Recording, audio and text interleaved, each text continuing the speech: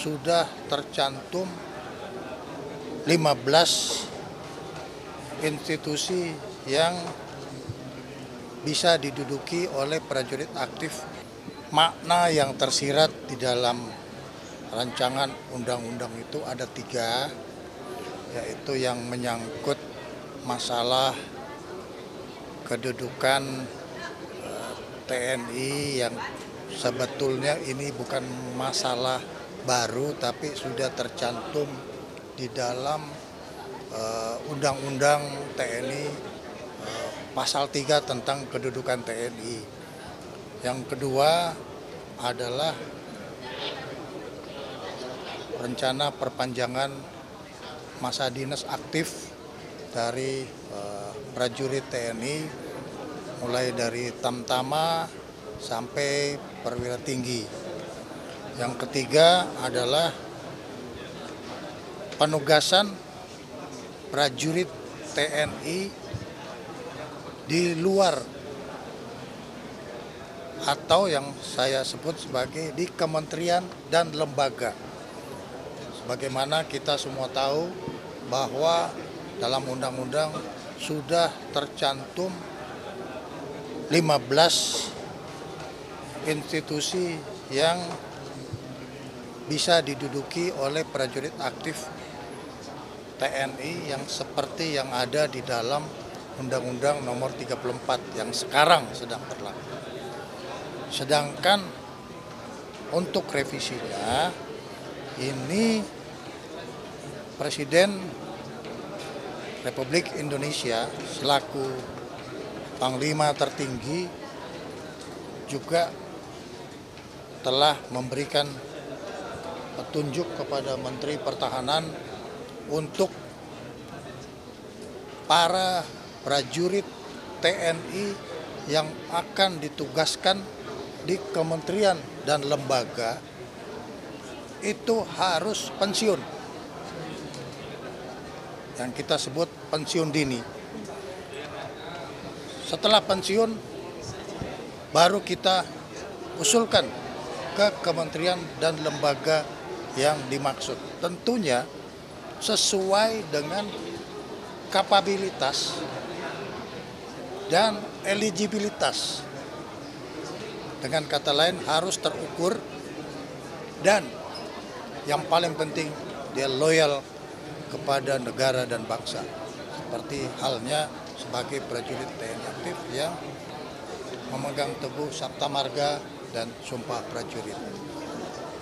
Ini akan dibahas di dalam panja yang akan dipimpin sendiri oleh Ketua Komisi 1 DPR RI dan masing-masing Menteri Hukum juga menugaskan eselon 1-nya, sedangkan Menteri Keuangan juga menugaskan eselon 1-nya, Menteri Sesnek juga menugaskan eselon 1-nya, sedangkan Menteri Pertahanan menugaskan Sekjen Kementerian Pertahanan untuk memimpin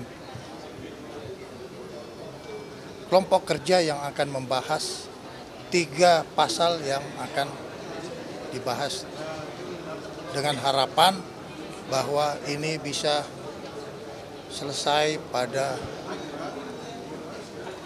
bulan Ramadan, bulan suci, dan juga kita harapkan ini selesai sebelum reses para anggota DPR.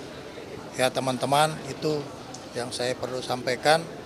Saya tidak memberi penjelasan panjang karena kita belum sampai kepada substansi yang perlu penjelasan. Rapat perdana panja ini direncanakan kapan Pak? Tanggalnya sudah ada Ya, atau gimana? schedule ini akan ditentukan oleh Ketua Panja, yaitu Ketua Komisi 1. Jadi kami menyesuaikan, tapi kami siap menjalankan. Pak, kemarin kan juga ramai soal pencabutan larangan berbisnis untuk TNI ya Pak. Apakah itu juga masuk dalam DIM Pak? Nah, itu tidak termasuk di dalam pasal yang akan dibahas. Pasal itu Tetap. Selain dari 3 pasal yang kita sebutkan itu, semuanya berjalan secara terukur semua. berarti TNI tetap dilarang berbisnis Pak? Ya. Yang dilarang itu orangnya, ya kan bisa dilihat di dalam klausulnya ya. Pak Menteri, soal kedudukan TNI nanti di bawah langsung Presiden, apakah akan juga dibahas di dalam RUU TNI?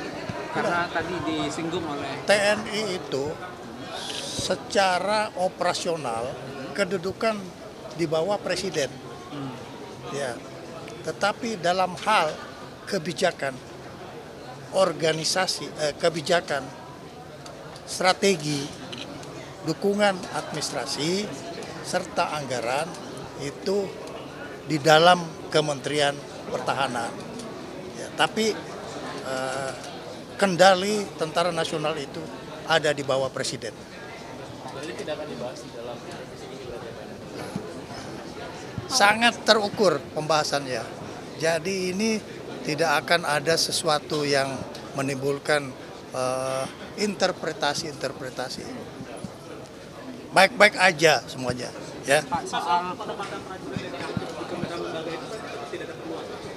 Tetap di 15 lembaga kementerian atau Ya, atau ditambah? jadi ada 15, kemudian untuk jabatan-jabatan tertentu lainnya, itu kalau mau ditempatkan dia mesti pensiun. Diperluas di luar 15. Ya, Tapi harus pensiun gitu jadi ya, Pak? 15 plus dia mesti pensiun.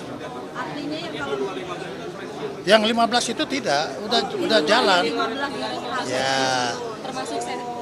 Pak, kalau misalnya kasusnya tadi Mayor Teddy sekarang Letkol Teddy yang sekarang jadi sorotan publik karena tidak pensiun. Masuk nggak dalam kategori itu? 15 sudah termasuk Bagaimana? Ya, kalau masuk luar kategori itu, ya terkena. Harus pensiun. Ya, pensiun dulu, baru melanjutkan pekerjaan. Berarti